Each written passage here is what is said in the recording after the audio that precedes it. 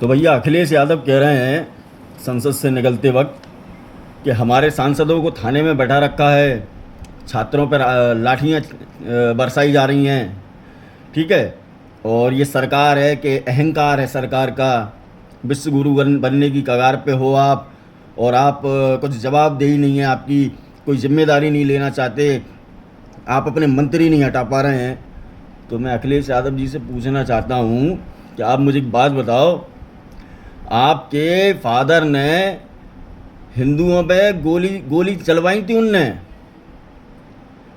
जो स्वयं सेवक थे, कार सेवक जो थे, उन पे गोलियां चलवाई थी, और ये कहा था कि मुझे कितने भी मारने पड़ जाएं, चाहे मुझको मुल्ला मुलायम कहो या मौलाना मुलायम कहो, कुछ भी कह लेना, लेकिन मैं ऐसा होने नहीं दूंगा, मुझे कितने भी लोगों को मारना पड़े। याद है? जनता याद दिलाती रहती है धीरे धीरे। ठीक है। आपकी सरकार में कितने घोटाले हुए, आपकी सरकार में कितने पेपर लीक हो गए, आपने कितनी नौकरियां दे दी थी, बता दो। जनता को एक बार डाटा तो शेयर करो आप कि भाई हमने इतनी नौकरियां दी थी। अब एक ही लाभ आप बार बार लगाए रहते हो। क्या हमने लैपटॉप बांटे, हमने लैपटॉप बांटे, तो कोई एहसान थोड़ी कर दिया था, एहसान कर दिया था क्या लैपटॉप या टैबलेट बांट के? जो भी बांटा हो आपको, अगर आप वाकई में छात्रों के साथ हो तो सबसे पहले आपको अपने बच्चों को लाके खड़ा करना चाहिए। यहाँ पे ये बोलना चाहिए कि मेरे बच्चे नीट के पेपर वालों के साथ, छात्रों के साथ खड़े रहेंगे। ये तुम्हारे कार्यकर्ता हैं जो पिट रहे हैं, ये तुम्हारे कार्यकर्ता हैं, समाजवादी के, आम आदमी के, टीएमसी के, ये कार्यकर्ता हैं भाई, जो भी हैं। ठीक है। लेकिन बेगुनाहों के साथ गलत हो रहा है। आप कह रहे हो कि पुलिस लाठी चार्ज कर रही है, पुलिस आंसू गैस के गोले दाग रही है, तो क्या करेगी भाई? अभी वो संसद तक पहुंच गए, गेट तक, एसपी जी ने और जितने भी सुरक्षा कर्मी हैं वहाँ के, उनने गेट लगा लिया। नेशनल मीडिया कवर कर रही है। मान लो अगर संसद में घुस जाते हैं, आक्रोशित जनता है ना, आक्रोशित जनता है, संसद में अगर घुस जाती है और आप ही की सरकार के, मतलब आप ही के पार्टी के, समाजवादी पार्टी के सांसद उसमें अगर बैठे हों और उनकी सुरक्षा में चूक हो जाएगी, तो उसका जिम्मेदार कौन होगा? तब नहीं बोलोगे आप? तब आप एक बार भी समर्थन कर जाओ तो नहीं बोलोगे आप? आप ही की पत्नी के ऊपर मौलाना साजिद रशीदी कितनी अभद्र टिप्पणियां कर देते हैं, तब भी आप एक बार भी नहीं बोल पाते हो।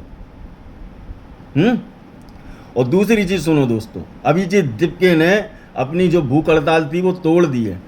कोई नेता है या कोई भी हो मुझे नहीं पता, कोई गंजा सा है जिसने अभिजीत दिपके को पानी पिलाया और अभिजीत दिपके ने अपनी भूख हड़ताल तोड़ दी है। लेकिन यार मुझे एक बात बताओ, तुम भूख हड़ताल पे बैठे कितने दिन थे यार? कितने दिन? परसों उनको वो लेके ही चली गई, कल तुम मैंने तैयारी में लगे हुए थे, और फिर उसके बाद है ना आज तुमने ये नाटक कर दिया और फिर तुम भग गए थे वहाँ से। अब तुम आके तुम कह रहे हो कि हमने भूख हड़ताल तोड़ दी। तो तुम भूखे रहे कितने दिन? कितने दिन भूखे और प्यासे रहे आप? मुझे एक बात समझाओ।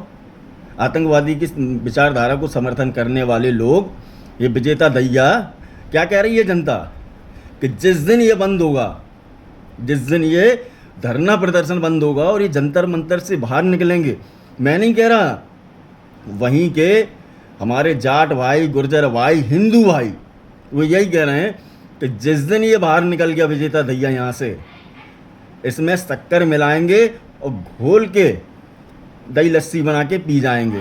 मैं नहीं कह रहा, ये जनता कह रही वहाँ की। आप देख लेना भाई, स्टेटमेंट देखो।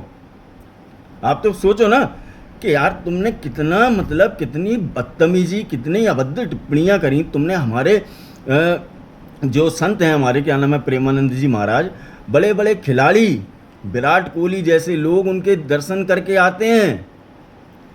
वो WWE का जो कौन था वो फाइटर, राजपूत नाम से कोई है, रिंकू राजपूत, वो उनके यहाँ आके अपना उसने सेवा करने लग गया है, ठाकुर जी की, राधा जी की। और तुम उनके ऊपर टिप्पणी कर रहे हो? तुम में कीड़े पड़ेंगे भाई, तुम भगवानों पर टिप्पणियां कर रहे हो। एक बार, मैं तो ये कहता हूं कि एक बार तुम केवल किसी दूसरे धर्म के ऊपर टिप्पणी करके बता दो बस, फिर देखना कि तुम कहाँ मिलोगे। वो अपने धर्म के मामले में इस बारे में कट्टर हैं। अब मैं अखिलेश यादव जी से पूछना चाहता हूँ कि आपने अपने बच्चों को शामिल क्यों नहीं किया? आप आम आदमी पार्टी के जितने भी आ रहे हैं वहाँ पे, उनको अपने बच्चों को शामिल कर देना चाहिए था, लेकिन नहीं किया। अब इस देश में जो भी हुआ है और इसकी जिम्मेदारी कौन लेगा, आप मुझे बताओ। और फिर उसके बाद अंतर्राष्ट्रीय स्तर पर जो बदनामी भारत की हो रही है, उसका जिम्मेदार कौन है? हैं? तुम तो अपने बयानबाजी करते हुए निकल जाते हो। वो क्या नाम है उसका यार, प्रियंका गांधी कह रही हैं दिस इज़ रेडिकुलस। अरे काय का रेडिकुलस?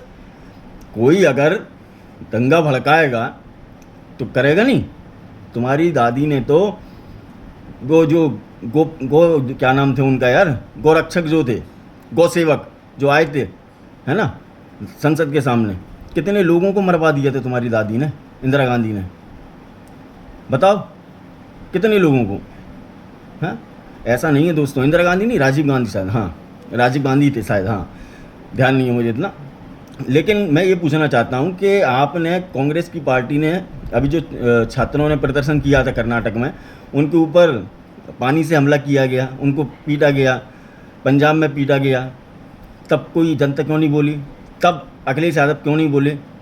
जब नीट के बच्चों के पेपर छूट गए तब अखिलेश यादव ने क्यों नहीं कहा कांग्रेस वालों से? नहीं, लेकिन कांग्रेस वालों से इनको हाथ मिलाना है, इनको 2029 में प्रक्रिया बनानी है। ये जो मंडली बैठी हुई है, ये पहले तो कहते हैं कि अरे कांग्रेस को वोट मत दे देना, और धीरे ही से जाके हाथ मिला के आ जाते हैं। ऐसे लोग हैं, ऐसे धोखेबाज लोग हैं दोस्तों, इसीलिए सोच समझ के वोट देना है। और खैर जो प्रदर्शन चल रहा है वो अगर बंद होता तो ठीक है। सोनम बागचू ने अपनी कुछ शर्तें दी हैं कि कोई जो प्रतिनिधि हैं वो मेरे से आके मिलें और मेरे को आश्वासन दें कि इस पे संसद में चर्चा भी होगी। 2-3 शर्तें उन्होंने रखी हैं, तो ज़रूर अगर बीजेपी को लगेगा या प्रधानमंत्री जी को लगेगा या शिक्षा मंत्री जी को लगेगा या फिर किसी को भी बड़े लीडर को, तो बिल्कुल आपसे बातचीत होगी और जैसा बीजेपी फैसला लेगी वो जनता के हित में लेगी, छात्रों के हित में लेगी। आप उसकी टेंशन छोड़ दो, लेकिन आप किसी भी भीड़ को उग्र करना बंद करवा दो और किसी भी धर्म के टारगेट करना उसको भी बंद करा दो। किसी भी देवी देवताओं को, किसी भी हिंदू संगठन, हिंदू भाई बहनों, जाति को, किसी को भी ना तो आप अभद्र टिप्पणी करोगे और ना गलत बोलोगे आप। इस बात का आपको भी आश्वासन देना ही पड़ेगा। जय श्री राम।